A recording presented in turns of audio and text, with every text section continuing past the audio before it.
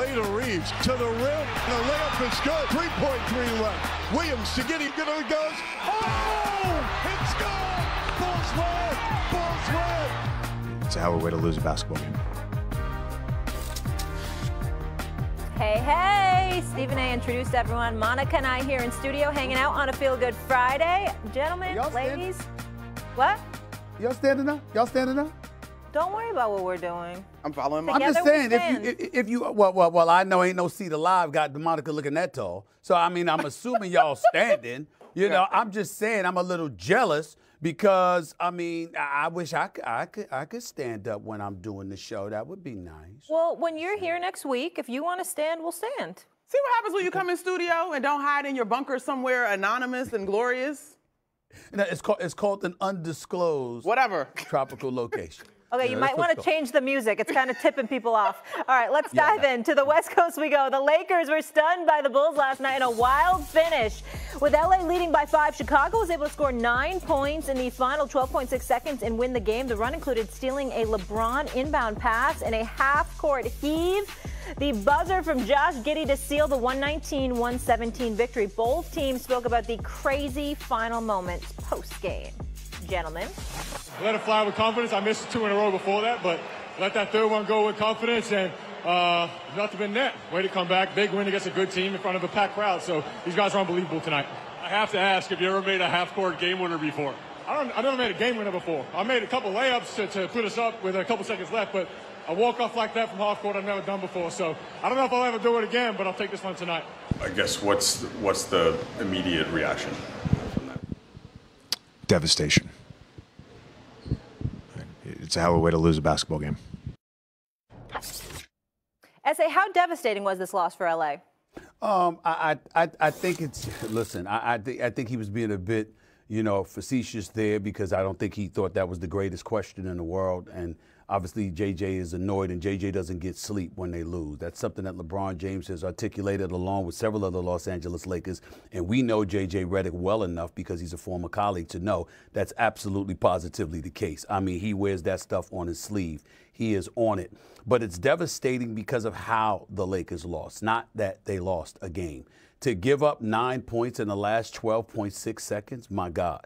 I mean, we know that they've been having problems defensively, but when you see that kind of stuff happening, that's a problem. You take into account LeBron James, who had an otherwise solid game, but that lazy inbound pass, unacceptable. He's too experienced. He knows better than that, and that's why you can see the look on his face. He knows you can't make a mistake like that. He knows better than that. But it's not just about him. Look at what the starters did last night. They shot 26%. This is the starting 5, shot a collective 8 for 31, 26% from deep, okay? In the fourth quarter, they shot 1 for 9 from three-point range. The Bulls, however, hit 11 of 14 from three-point range. That's 79%, y'all. You let the Bulls shoot 79% from three-point range in the fourth quarter. That's not something that should happen. So when you consider the fact that the Lakers weren't shooting ball, had a 13-point fourth quarter lead and they did collapse, your defense doesn't show up when it counts, you can't shoot the ball either. Obviously, that doesn't bode well for them in terms of their playoff aspirations. This is a really, really bad loss because of how it happened. Well, I'll add to the how. As you look ahead, it's a tough loss. They can't afford to let games slip. I believe they've got the second most challenging schedule the rest of the way, and we all know that the West is all about jockeying for the best position as we approach the playoffs. You got a team like the Clippers and the Wolves, guys that are in the play-in, but they're all pushing to get into decent spots as well. There's not a lot of separation out West. And so I think that makes this one sting even more because they were so close. Now, I know we are focused on the Lakers, but I will say, quietly, this is a 4th win for the Chicago Bulls. Josh Giddey now has 5 triple-doubles on the season.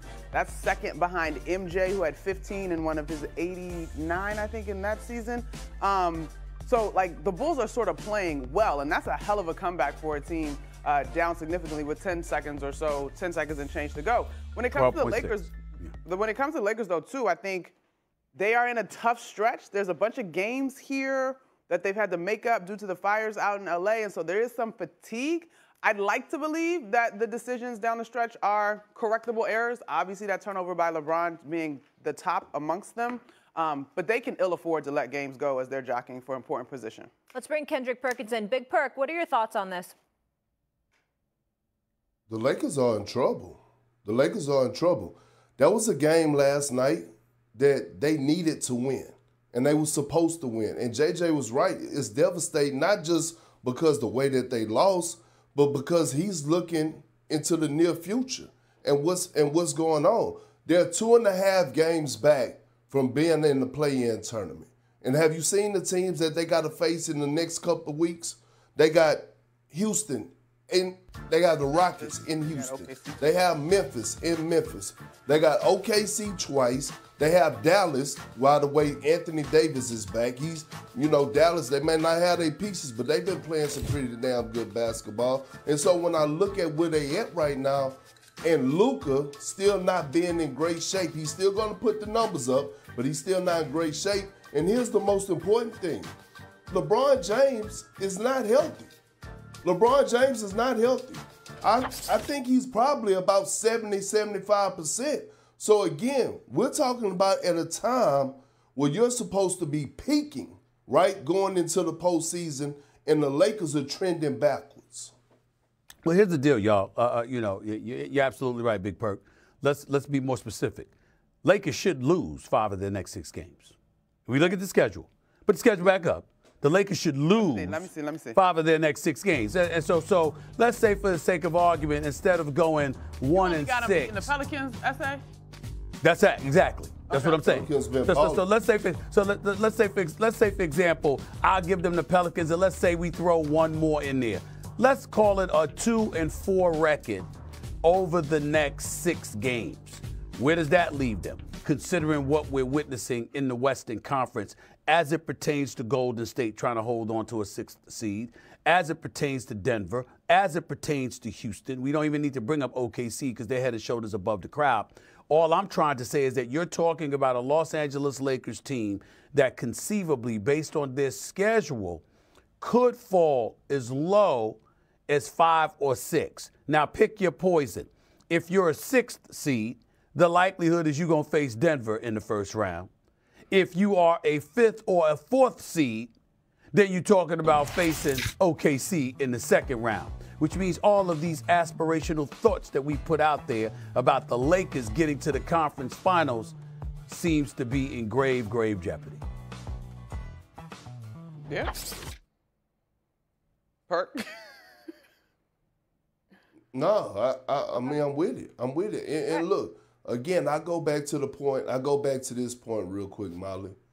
LeBron James is not healthy. I'm not making excuses for what he did last night, the brain fart he had last night. That's just not LeBron James. Those costly turnovers, that gamble when he went for the steal, gave up that big corner 3. But he is not healthy. That is a major concern for the Los Angeles Lakers. Well, hold on. Why are we saying he's not healthy? But why are we saying he's not healthy? He was out for 2 weeks and he came back. I mean, I thought he was healthy. I'm just asking. Well, I'm telling my sources are telling me that he's not healthy. Okay. So in other words, that means that he felt the need to come back because it was that urgent that he got back. Is that what you're saying?